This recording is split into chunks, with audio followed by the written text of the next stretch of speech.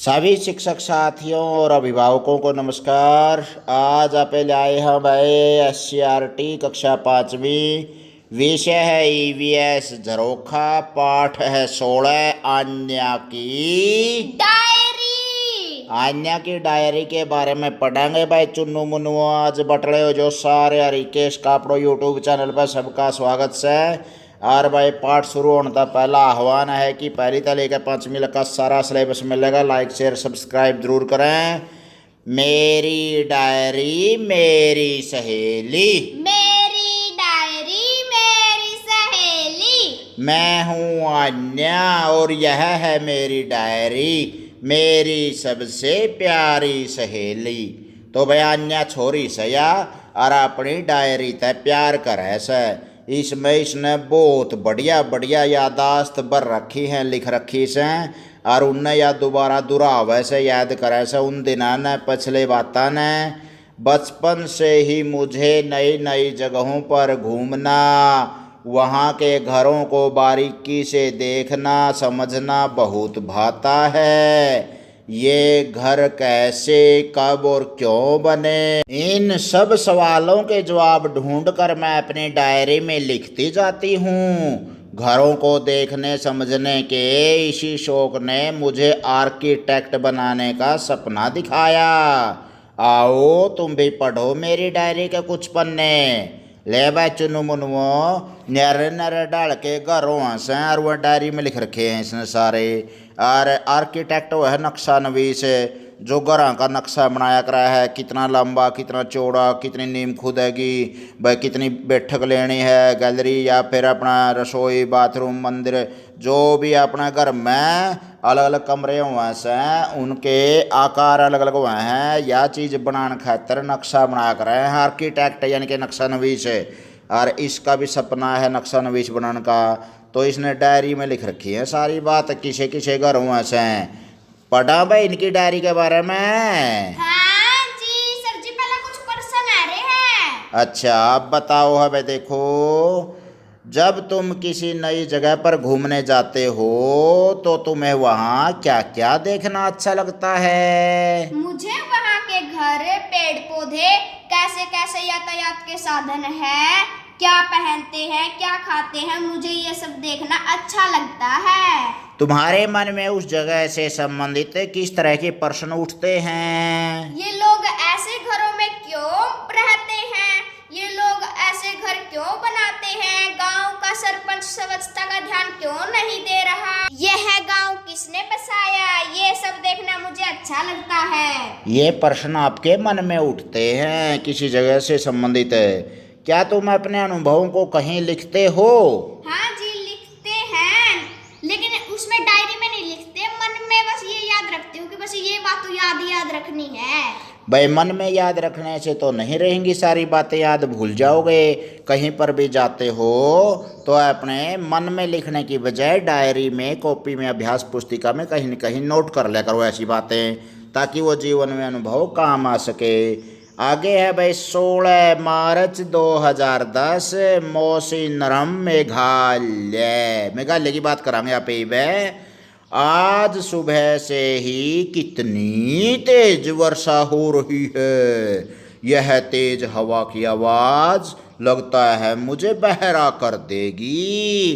अब समझ में आया कि यहाँ के घर जमीन से थोड़ा ऊपर क्यों बनाए जाते हैं।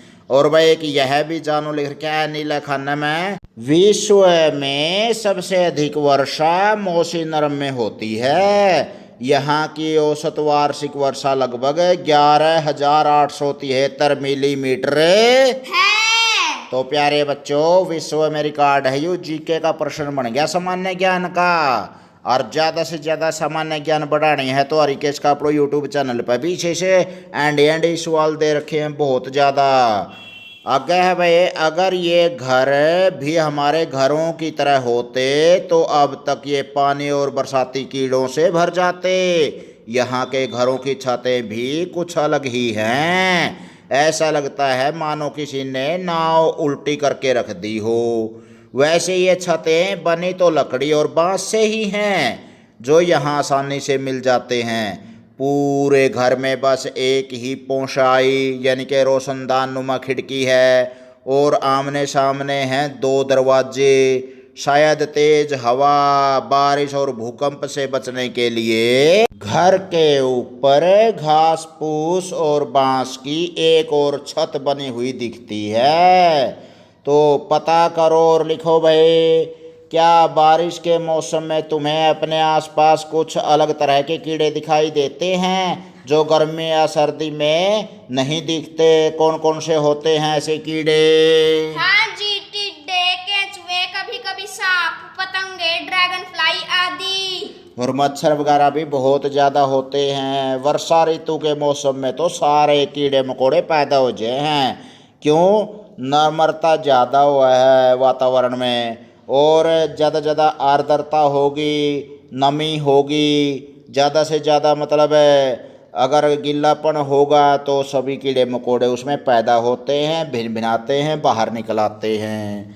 और आगे अब तुम्हारे घर की छत किन चीज़ों से बनी है?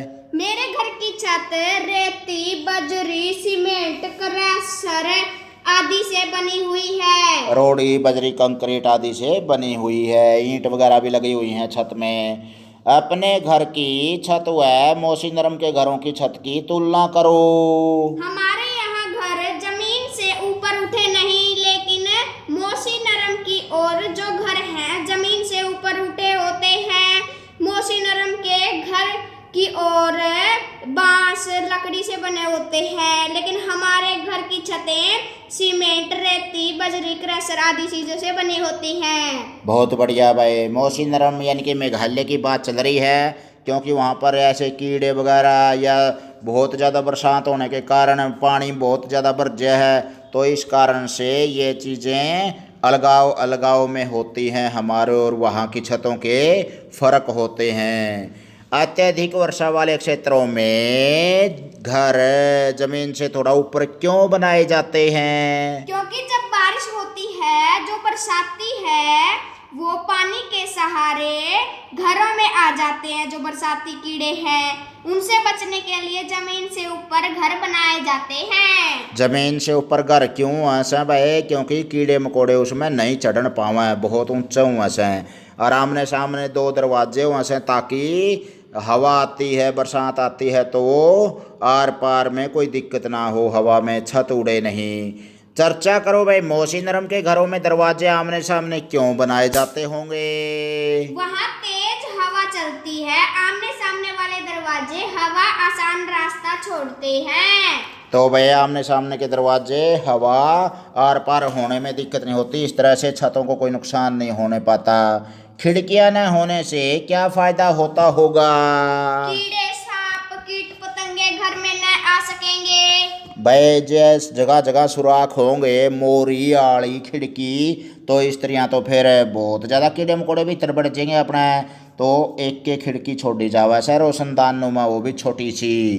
जून 2011, गांव चीमा चूरू, राजस्थान है। ईब राजस्थान की बात करांगे भाई। न्यून तो ईब तो आप थे मेघालय में, पूर्व जो दिशा में है भारत के, और यह आ गया पश्चिम में। नराय रेत उड़ा, थार मरुस्थल रेगिस्तान में बढ़ गए वहाँ पे। तो भाई देखो, कल शाम के कार्यक्रम में तो बहुत मजा आया। राजस्थान के लोग कितने रंग बिरंगे कपड़े पहनते हैं, अपने घरों को भी ये इसी तरह से सजाते हैं। मिट्टी व गारे से बनी मोटी दीवारें और उन पर चिपटाए गए आईनों के टुकड़े मानो दीवार पर हीरे चमक रहे हों। इन थोड़े से घरों के अलावा दूर दूर तक बस रेत के टीले ही दिखते हैं। हाँ, कहीं कहीं झाड़ियाँ या नागफनी जरूर दिख जाती हैं। यहाँ गर्मी तो इतनी ज़्यादा है कि बाहर थोड़ी देर भी खड़ा होना मुश्किल है, पर घर के अंदर जाते ही ठंड का एहसास होता है। ऐसा शायद इन घरों की खास बनावट के कारण है। यहाँ मेरी बुआ के घर में भूमिगत पानी का एक टांका भी बना है। यह टांका बारिश के पानी को सहेजता है और गर्मियों में घर को ठंडा भी रखता है। तो भाई एक टांका बना रखा है घर के भीतर। और वो चुगर देते देखो नलका लगा रखा उसके ऊपर, बरसात के पानी को इसमें इकट्ठा कराया जावे से, ताकि बरसात आवे तो और बेकार बहने की बजाय पानी का सदुपयोग हो सके। राजस्थान में पहला ही पानी की कमी से, भूमि का पानी जो धरती के नीचे वो तो बहुत ज़्यादा नीचे होता है। तो प्यारे बड़कों, इन्होंने पानी की कीमत को समझ लिया है, अपने भी समझना चाहिए भाई। पीने का पानी दुनिया में बहुत कम है और राजस्थान के लोग इस मामले में उदाहरण है एक तरह से। पेड़ों को बचाने के लिए या फिर पानी को बचाने के लिए राजस्थान के आदमी की ओढ़ नहीं कर सकते आप पे। बहुत अच्छे आदर्श हैं इनके। अब बताओ भाई, क्या तुम्हारे घर में भी वर्षा का पानी इकट्ठा किया जाता है? यदि हाँ तो कैसे?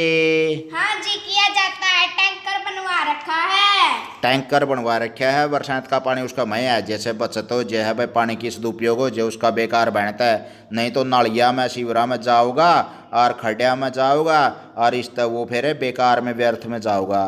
तो भाई गर्मियों में मिट्टी का मटका पानी को कैसे ठंडा रखता है? मिट्टी उष्मा की कुचालक है, वे उष्मा अंदर आने नहीं देती। मिट्टी है नी जो गर्मी है उष्मा है उसकी कुचालक है। कुचालक का मतलब उसके आर पार उष्मा नहीं जानती से लीसी। और धातु का बर्तन हो तो कोई उसमें को उष्मा आराम से निकल जाए है। तो इस प्रकार से वह बाहर की गर्मी को अंदर नहीं आने देता। मिट्टी का मटका है जो। क्या तुम राजस्थान के घरों में बने पानी के भूमिगत टांके और मिट्टी के मटके में कोई समानता देखते हो क्या? तो आप हाँ जी। समानता है भाई बताओ। दोनों में पानी वाष्पित होकर उड़ता है और पानी को ठंडा और स्वच्छ रखता है। भाई जो टांका हुआ है वो भी पानी ने ठंडा रखा है, वो धरती के भीतर हो गया। और मिट्टी का गड्ढा भी माटी तो बन रहा है, वो भी धरती का हिस्सा हो गया एक किस्म का। तो भाई दोनों में पानी बहुत अच्छा ठंडक देता है। अगर पानी का टांका होगा तो घरों में ठंडक रहेगी आसपास है। आगे है भाई चुन्नू मुन्नुओ, सोचो और लिखो, राजस्थान में घरों की दीवारें मोटी क्यों बनाई जाती हैं? ताकि घर के अंदर ठंडक रहे और गर्मी अंदर न आ सके। मोटी दीवार जाता हूँ वहाँ से भाई घर में ठंडक सी बनी रहे और बाहर की गर्मी नहीं आन पावे। अगर दीवारें पतली होती तो क्या होता? घर में ठंडक नहीं रहेगी, गर्मी होगी। गर्मी हो जाएगी, सीधी बात है। ताती बड़ उठेगी दीवार और भीतर गर्मी बढ़ जाएगी। पतली दीवार में को जुकर पतली छोड़ में को जड्डा बढ़ जाया करे से अच्छा जड्डा में।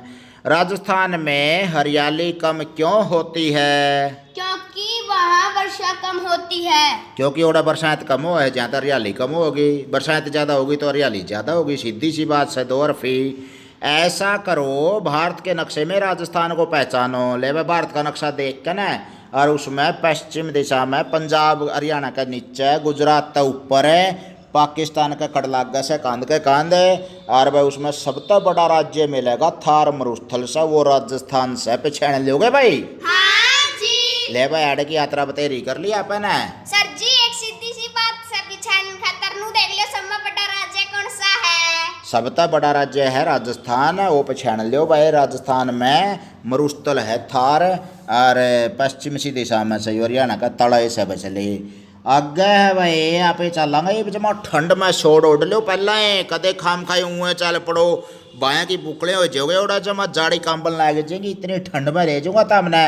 हाँ जाड़ी कट बोलेंगी न्यू ना कह दियो। फिर बताया कौन था, थोड़े से अपने गुद्दड़ गाबे इकट्ठे कर लियो मोटे मोटे, और भाई पैर लियो अपने पैरा में जराब टोपे जर्सी सारा सौदा ले लियो, गठड़ी बांध लियो अपनी गर्म कपड़ियाँ की। कदे फिर कहन था ए बढ़ गए यहाँ पे बचले। जून 2012 लेह जम्मू और कश्मीर। आज मैं आ चुकी हूँ एक और रेगिस्तान में। लेह का सूखा समतल और ठंडा रेगिस्तान है। यहाँ भी बारिश बहुत कम होती है, पर लगभग 5000 मीटर की ऊंचाई पर होने के कारण ठंड बहुत है। इतनी ऊंचाई के कारण शुरू में सांस लेने में थोड़ी मुश्किल हुई, माँ को तो चक्कर ही आ गए। फिर धीरे धीरे ऐसी हवा में सांस लेने की आदत पड़ गई। ले भाई ले लद्दाख में आ गए। यहाँ पे जड़ा अपने फौजी हैं भाई हैं, रक्षा करें देश की, ड्यूटी लगा उनकी। और भाई समतल मैदान है, सबसे कम बरसात भारत में ले लद्दाख में हुआ से। और 5000 मीटर की ऊंचाई है, उड़ा बादल पहुंचने को नहीं पाते, सीधी बात यह है भाई। बादलों तक ऊपर जी गई ऐसी सी जगह, और बादल नहीं पहुंचेगी तो बरसात क्या की होगी भाई। तो नरे ठंडा एरिया है, नरिये बर्फ पड़े से। और लेह लद्दाख में के और देखियो, यहाँ के ज्यादातर घर 2 मंजिला हैं। सभी घर पत्थर, लकड़ी और मिट्टी से बने हुए हैं। मैंने देखा कि घर की निचली मंजिलों पर लोगों ने अपने जानवर बांधे हुए हैं और जरूरी सामान रखा हुआ है। ऊपर की मंजिल पर वे स्वयं रहते हैं। सर्दियों में ये लोग जानवरों के साथ निचली मंजिल पर ही रहते हैं। मोटी दीवारें, लकड़ी के फर्श और छतें यहाँ के लोगों को ठंड से बचाते हैं। लेह के घरों की छतें समतल हैं। इन छतों की एक बात मुझे बहुत अनोखी लगी। लगभग सभी घरों की छतों पर गर्मी की धूप में फल, सब्जियां व उपले सूखने के लिए रखे हैं। इन्हें ये लोग सर्दियों में इस्तेमाल करेंगे जब फल सब्जी आसानी से नहीं मिलेंगे। सोचो और लिखो भाई, तुम अपने घर की छत का इस्तेमाल किन किन कामों के लिए करते हो? हम छत पर बैठकर योग करते हैं, माता जी कपड़े सुखाती हैं, हम चने, मेथी, दाल आदि छत पर सुखाते हैं, हम इस पर खेलते हैं। खेलते होगे और भाई अपना दाना पानी सुखा लेंदे होगे, गाम में गेड़ देंदे होगे कपड़े सुखाने खातर। और भाई छत का प्रयोग अपना वैसे जो कोई और सामान हो रखा छोटा मोटा वहाँ पर रख देते हैं अपने। तो ये लोग तो छत का उपयोग उपले आदि के लिए प्रयोग करते हैं। सर जी गोसे भी सुखावा है। गोसे भी सुखावा उस पर, अच्छा फायदा ठारे हो भी अपना। तो भाई क्या तुम भी कभी किसी पहाड़ी इलाके में गए हो, और यदि हाँ तो कहाँ गए थे? हाँ जी, मैं जम्मू कश्मीर गई थी। जम्मू कश्मीर गई थी, और के देखा था? पहाड़ पुड़ थे कड़िया ऊंचे ऊंचे? हाँ जी थे। गर्मी थी, सर्दी थी? जम्मू सर्दी थी। ठंड पड़े थी, अच्छा छोड़ ले जंदे गल्ला फिर? सर जी ले गए थे। क्या तुम्हें वहाँ पहुँचने में कोई परेशानी हुई? हाँ जी, जब मैं यहाँ से दिल्ली बस में गई, बीच में हमारी बस खराब हो गई थी। मुझे वहाँ का वातावरण सुहाया भी नहीं था, इसलिए हम वापस आ गए थे। तो भाई ठंड ज्यादा है, वातावरण एकदम तो सुहावा को नहीं आड़ा, तो गर्मी और सर्दी एकदम जाएगा ना, छींकम छींक जुखाम हो जगह पुणे पटकोगे कड़िया। सर जी लग भी जुखाम कौन गया। अच्छा तो भाई अपने आप को एकदम संतुलन बनाने में दिक्कत हो जाती है कई बार। चर्चा करो भाई, अन्य पहाड़ी क्षेत्रों के घरों की तरह लेह के घरों की छतें ढलुआ क्यों नहीं बनाई जाती? ताकि छत पर बर्फ जमा न हो। भाई बर्फ जमा न हो, वहाँ पर बर्फ तो पड़ती नहीं, वैसे ठंड बहुत ज़्यादा है वैसे, तो वहाँ पर ढलुआ होने की ज़रूरत ही नहीं है, क्योंकि वहाँ पर लोग छत के ऊपर अपना आराम से काम भी लेते हैं। बारिश वगैरह और वहाँ होती ही नहीं। तो सर्दियों में लेह में फल और सब्जियां आसानी से क्यों नहीं मिलती? क्योंकि वहाँ ज्यादा ठंड होती है, ठंड के कारण फल सब्जियां उगती नहीं। ले भाई, जो धरती में तो लावा पैट के न और ज्वालामुखी विस्फोट होया करे है वो भी देखने चल लांगे, और जड़े वीर सावरकर को जेल में ठूंस दिया गया था वो भी देखेंगे। और भाई भारत से हजारों किलोमीटर दूर भारत का हिस्सा है एक केंद्र शासित प्रदेश अंडमान निकोबार, पोर्ट ब्लेयर, ये देख आवांगे भाई। थोड़े से चालो बस ले जम्मू कश्मीर तक तो सीधा जहाज पकड़ना पड़ेगा भाई, रेल राल में तो, और बस घुसांगा तो बस की बात सह को नहीं, क्यों बीच में समुंदर आवा से पटड़ी कुकर बिछावा भाई, समुंदर के ऊपर है। तो आप चलेंगे जहाज में, टिकट कटा लो और फटते ही चलो भाई दिसंबर 2013 पोर्ट ब्लेयर अंडमान में। देखो अंडमान निकोबार यानी काला पानी, नाम सुनकर एक बार तो डर लगा कि जाने कौन से जंगलों से जा रहे हैं हमें। पर आज सुबह जब पोर्ट ब्लेयर पहुंचे तो जहां तक आंखें देख पा रही थी दूर तक फैला खूबसूरत समुंदर था और पीछे की ओर हरियाली ही हरियाली थी। यह देखकर मन प्रसन्न हो गया। घर से चलते समय नाश्ते के लिए बहुत सा सूखा खाना भी पैक किया था। सोचा था पता नहीं वहाँ खाने के लिए मनपसंद कुछ मिलेगा भी या नहीं। तो भाई प्यारे बच्चों, अंडमान निकोबार के द्वीप के समूह में 12 में एक नीले खाना में और भी दे रखी से एक चीज और है, यह भी जानो, यह भी जानो, जमीन का वह हिस्सा जो चारों ओर से समुद्र से घिरा हो द्वीप कहलाता है। अंडमान निकोबार भारत के दक्षिण पूर्व में बंगाल की खाड़ी में स्थित एक द्वीप समूह है। इस द्वीप समूह में छोटे बड़े कुल 254 द्वीप है। तो चल रहा है बेवड़ा। देखो बेवड़ा के घर किसे किसे से हरियाली भी से, काला पानी बोलने से इसने अंग्रेजा के टाइम पर अपने जो शहीद होते थे उनको देशभक्तों को वहाँ पर छोड़ दिया जाता था। तो पर यहाँ आकर देखा कि पोर्ट ब्लेयर में दुकानें आधुनिक सामान से भरी थी। देखकर लगा कि अपने ही देश के इस खूबसूरत हिस्से को मैं अभी तक क्यों नहीं देख पाई। पर मेरी मंजिल थी निकोबार का एक अनजान सा द्वीप चावड़ा। चावड़ा द्वीप पर पहुंची भैया। देखो स्टीमर से चावड़ा जाते समय दोपहर खिल उठी थी। स्टीमर के चावड़ा पहुंचने से पहले ही हमें कतारों में लगे नारियल के अनेक पेड़ दिखने लगे थे।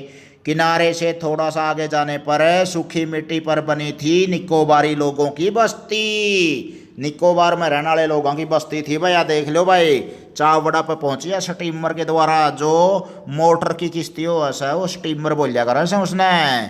वहाँ ज़्यादातर झोंपड़े लंबे चौड़े और 2 मंजिला थे। ये समुंदर तट से दूर 5-7 फुट ऊंची लकड़ी की बल्लियों पर बनाए गए थे। सभी झोंपड़े सुपारी के पेड़ की लकड़ियों, बांस, नारियल के पत्तों, बैंत, घास आदि से बने थे। झोंपड़ों का गोलाकार व गुबंदाकार छतें इन्हें अनोखा रूप दे रही थी। गुबंदाकार वह ऊपर तक गुड़ाई गुड़ाई में एक छोटी सी जय बनाई जो चित्र में दिखा रखा है जुगरा पे तूड़ी घालन का कूप बनाया करा सा, वो गुबंदाकार हो गया। तो प्यारे बच्चों, जो लकड़ी की बल्लियां हैं आदि से ये चीजें बनाई जाती हैं इसमें निकोबार में। झोपड़ों की एक और विशेषता थी, हर घर के नीचे का बरामदानुमा स्थान है। यह स्थान पालतू पशु पक्षियों के लिए इस्तेमाल किया जा रहा था। जमीन से झोंपड़े के दरवाजे तक जाने के लिए बांस की लंबी सीढ़ी लगी थी। थोड़ी दूरी पर आयताकार व अपेक्षाकृत कुछ बड़े घर भी बने थे। वे इस द्वीप के कुछ धनी परिवारों के घर थे। चावड़ा की खूबसूरती देखते देखते शाम हो चली थी। समय था वापस लौटने का। द्वीप के लोगों ने भी झोंपड़ों के अंदर जाने के लिए बाहर लगी सीढ़ियां ऊपर खींच ली थी, मानो संकेत दे दिया हो अब शोर न करें, यहाँ के निवासी सो गए। चर्चा करो भाई, क्या आपने अपने आसपास आर्थिक आधार पर बंटे घर देखे हैं? ऐसा क्यों होता है? तो भाई बच्चों, आर्थिक आधार का मतलब है गरीब और अमीर के घर है अलग अलग हो, ऐसे नहीं। हाँ जी। क्योंकि जिस पे पैसा होगा भाई वो तो अपना घर को पक्का भी बना लेगा, 2 मंजिला 3 मंजिला भी बना लेगा, बड़ा भी बना लेगा, अच्छा ज़मीन भी उसके पास ज़्यादा मिलेगी। और भाई पक्का मकान में तो फिर मसाला भी पक्का अलग से होगा। और भाई गरीब आदमी होगा तो झुग्गी झोंपड़ी या और कच्चा घर में रहता होगा, मिट्टी का घर होगा उसका। तो भाई ऐसा इसलिए होता है क्योंकि गरीब और अमीर के बीच की खाई बहुत ज़्यादा होती है, इस प्रकार उनके घरों में भी अंतर बहुत ज़्यादा होगा। घरों के आकार, डिजाइन, निर्माण सामग्री के आधार पर किसी एक परिवार की आर्थिक स्थिति का अंदाज़ा लगाया जा सकता है। हाँ भाई, लगा सका सा। यो भी एक किस्म का चर्चा का विषय है भाई न्यू कहा कर रहे हैं जिस घर में रुजनाइश होगी उस घर के तो कटड़े बता दिया कर रहे हैं। कहने का मतलब कि है जिस घर में अच्छा अंश होगा खाने का, पीने का, पैसे देने का, या फिर अच्छी रुजनाइश होगी, खेती बाड़ी अच्छी होती होगी, पैसा देला अच्छा होगा, तो वो आदमी के अष्ट पुष्टता या फिर उसका जो एक घर की दीवारें या छत या इस तरह का मतलब है बाहर का माहौल ही बता देगा उसके बारे में। तो प्यारे चुनु मुनुआ अपन है इसमें यह चर्चा करने में गरीब आदमी को तो बेचारे 2 पैसे जोड़ने के लिए, झुग्गी झोपड़ी में रहने के लिए मतलब है पैसे तो उसके पास ज़्यादा होते नहीं। ज़्यादा पैसे होंगे तो झुग्गी झोपड़ियों में क्यों रहेगा वो, तो उसको तो अपने रोजी रोटी के लाले पड़े हुए हैं अगले दिन के।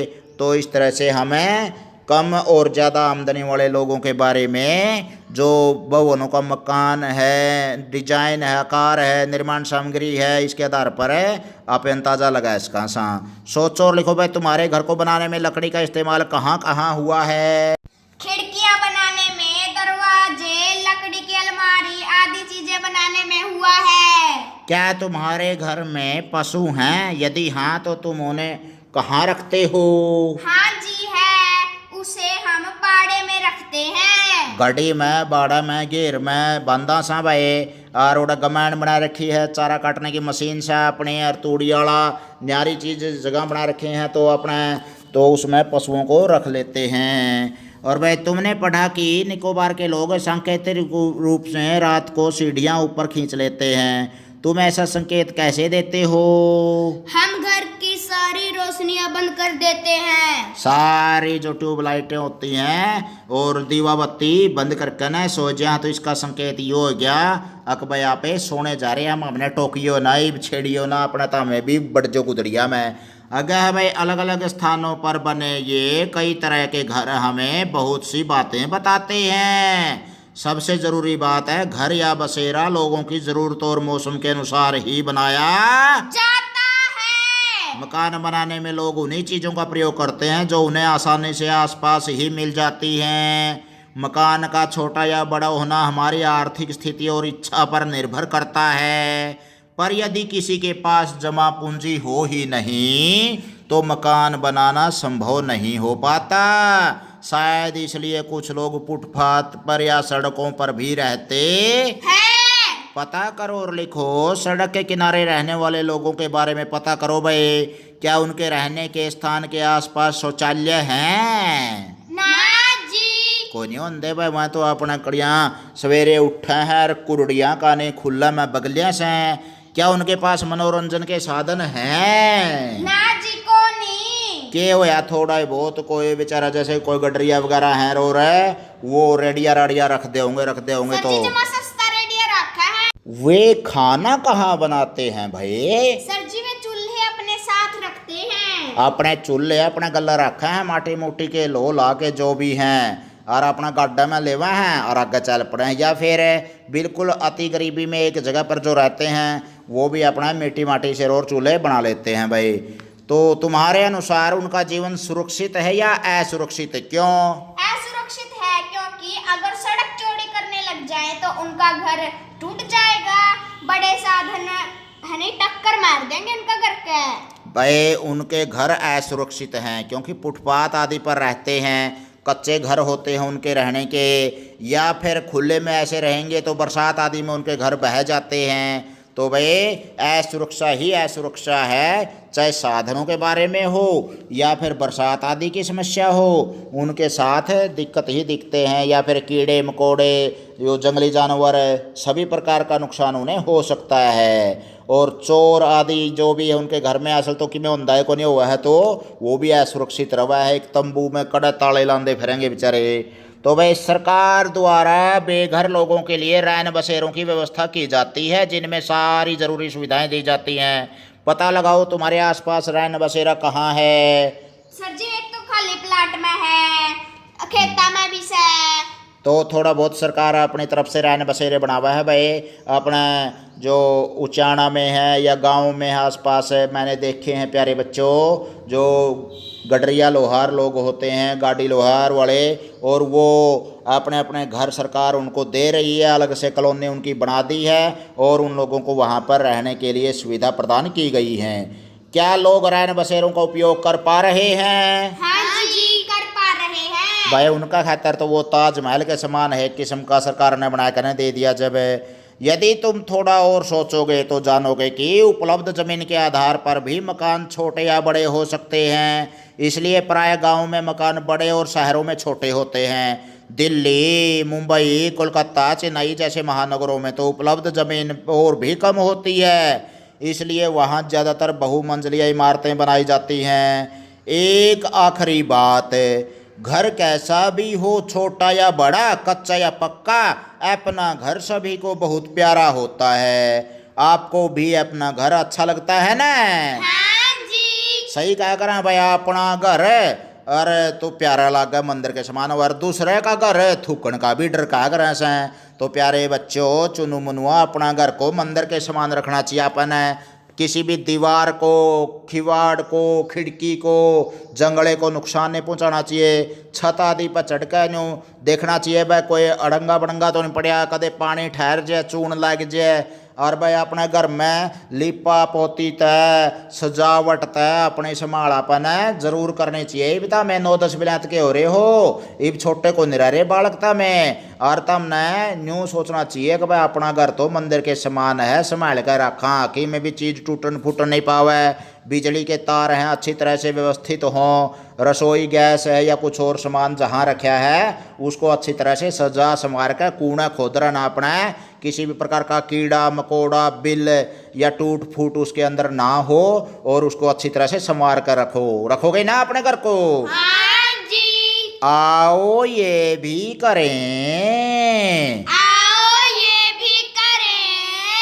एक तरफ देखिए पे मिलान करो, लकड़ी की बल्लियों पर बने हुए घर अधिक वर्षा वाले क्षेत्रों में वर्षाएं तो होगी जड़ा उड़ा लकड़ियों पर बल्लियों पर बने हुए घर मिलेंगे। सही मिलान कर तना तो भाई बहुत बढ़िया। मिट्टी की मोटी दीवारें गर्मी से बचाव के लिए, घनी मोटी कांध जहाँ तक आड्या करें से भाई गर्मी भीतर नहीं घुस सके। लकड़ी से बना फर्श सर्दी से बचाव के लिए, सर्दी तो बचाने खातर लकड़ी से बने हुए फर्श बनाए जावा से कई घर में बहुत अच्छा भाई। भूमिगत टाका कड़ा बना जावा रही रे, वर्षा का पानी सहेजने के लिए, राजस्थान में धरती के नीचे बनाया जावा से बरसात का पानी इकट्ठा हो जाए उसमें, और फिर काम आ जाए आमने सामने स्थित दरवाजे हवा के आगमन के लिए, हवा का आवागमन होता रहे, आर पार हवा लकड़ती रहे, तो मेघालय जैसे घरों में वहाँ पर बनाए जाते हैं भैया। भारत का राजनीतिक मानचित्र अपनी कॉपी में बनाओ चिपकाओ, जिन स्थानों के घरों के बारे में तुमने पाठ में पढ़ा है उन्हें इस मानचित्र में दर्शाओ। तो भाई एक बढ़िया सा नक्शा भारत की राजनीति का और वो चिपकाना और उसमें दिखाना भाई राजस्थान मेघालय लेह लद्दाख अंडमान निकोबार द्वीप समूह कर लियोगे भाई सारा काम यू। हाँ जी। भारत में प्यारे बच्चों 8 केंद्र शासित प्रदेश 28 राज्य हैं। इनके बारे में गहराई से इनकी राजधानियों के बारे में सारा क्षेत्रफल लंबाई चौड़ाई मानक समय कड़ा किसी किसी प्रकार की माटी है, किसी फसल है, किसी कड़ा है अपने फसल और सारी चीज़ों है, किसी नस्ल के रोग रोवे हैं, किसी घर में रोवे से सारी जानकारी तब न होनी चाहिए भाई। भारत के बारे में अपना घर से भारत भी और अपने घर के बारे में तो जानकारी होनी है चाहिए। देखो ठीक है ना। हाँ जी। आगे है वर्षा मापक यंत्र। वर्षा मापक यंत्र मौसी नरम में एक साल में लगभग 11,873 मिलीमीटर वर्षा होती है। क्या तुमने कभी सोचा है कि वर्षा को कैसे मापा जाता है? वर्षा को वर्षा मापक द्वारा मापा जाता है। सर जी वर्षा मापक केवा है? देखियो ये बनावांगे ले देख है। आओ वर्षा मापक का मॉडल बनाए। आवश्यक सामग्री क्या क्या चाहिए कि भाई प्लास्टिक की खाली बोतल 2 लीटर वाली, और भाई कैंची, कुछ छोटे छोटे कंकड़, टेप, मार्कर, स्केल। किसी बड़े की सहायता से बोतल को चित्र में दर्शाए गए तरीके से 2 हिस्सों में काट लोगे बहनू।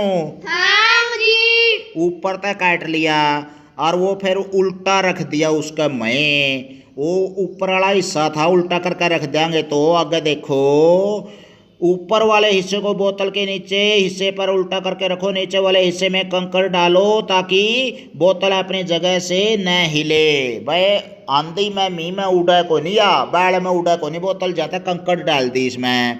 आगे क्या होया देखियो, बोतल के नीचे वाले हिस्से पर टेप की सहायता से स्केल चिपकाओ अथवा मार्कर से सेंटीमीटर और मिलीमीटर के निशान लगाओ, यानी कि शून्य के निशान तक पानी भरो उसमें। शून्य का निशान लग तो पानी भर दिया, क्यों तला का खड़े खुडे वो सारे मुंद लेंगे, और वो शून्य का निशान आ गया नहीं जड़ा है उस तो ऊपर का फिर पानी यहाँ पे मापांगे जब बरसात होगी। देखो भाई आगे वर्षा शुरू होते ही वर्षा मापक को किसी खुले स्थान पर रखो, जैसे स्कूल का मैदान, घर की छत, ताकि वर्षा का पानी इसमें सीधा गिर सके। 24 घंटों के बाद स्केल को पढ़कर पता लगाओ कि बोतल में कितना पानी इकट्ठा हुआ है। इससे तुम एक दिन में हुई वर्षा का अनुमान लगा सकते हो। तो प्यारे चुनु मुनुओं ऊपर तक बरसात तो होगी और इसका मैं पानी भरेगा। पानी को मापने से अपन न्यू बेरा पट जैसे अग भाई कितने मिलीमीटर की बरसात हो इसे, तो इसी तरह वर्षा मापी काम करे से अपना वो ज़्यादा वैज्ञानिक हुआ से और अच्छे तरीके से बनाया जावा से खुले में रख के ना, और वैज्ञानिक लोग उसे माप ले से अगर भाई कितने मिलीमीटर की वर्षा है, तो इसे ले भाई वर्षा मापी बना दिया। और विभिन्न प्रकार के घरों के बारे में कड़क कड़क किसे लोग किसे हालात में रवा से, पानी का मैं किसे लोग रवा से, जड़ा पानी नहीं उड़ा कुकर मकान बनाए जावा से, और भाई अपने छतों का प्रयोग कैसे करें हैं लोग, किस प्रकार की दीवारें बनाई जावा से घर की। सारा भारत में इंडिया ही फ्री में एक भी पिस्सा नहीं लग गया, देख लो जमा। और भाई घर के बारे में आप अंडे बानी को बार में का और बहुत अच्छा लग गया कह रहा कि मेरा कुएं जागड़ मारी बना लग गया है जी, अच्छा लगा है तो बहुत बढ़िया भाई प्यारे चुनु मुनुओ। इसे तरिया मन लगा कर पढ़ाई करते रहा करो। अन्या की डारी यू पाठ पढ़े अपन सारे पाठ नुए दे रखे हरिकेश का अपनो यूट्यूब चैनल पर पहली तो लेकर 5वीं का सारा सिलेबस है भाई। और नवोदय सैनिक स्कूल की तैयारी तर खातर है, या फिर आपने कोई जीके की तैयारी करनी हो, सामान्य ज्ञान, या फिर आपने कोई टेस्ट की तैयारी करनी है भविष्य के लिए पैरों पर खड़े होना से, तो हरिकेश का अपनो यूट्यूब चैनल एक मंच है हरियाणा में ठेठ हरियाणवी बोली में। और नई शिक्षा नीति के तहत भी अपना हरियाणवी बोली में पढ़ाई खातर 5वीं क्लास लगे प्रावधान किया गया है सरकार के द्वारा। तो प्यारे बच्चों ज़्यादा से ज़्यादा पहाड़े English word meaning verb form test की तैयारी करने हैं तो फिर गेड़ा मारियो और सारे सिलेबस खातर लाइक शेयर सब्सक्राइब जरूर कर दियो हरिकेश का अपना यूट्यूब चैनल। तो फिर मिलांगे नए पाठ के साथ, आपके पास फिर रहेंगे हरिकेश का अपना यूट्यूब चैनल। बोलो बच्चों जय हिंद। जय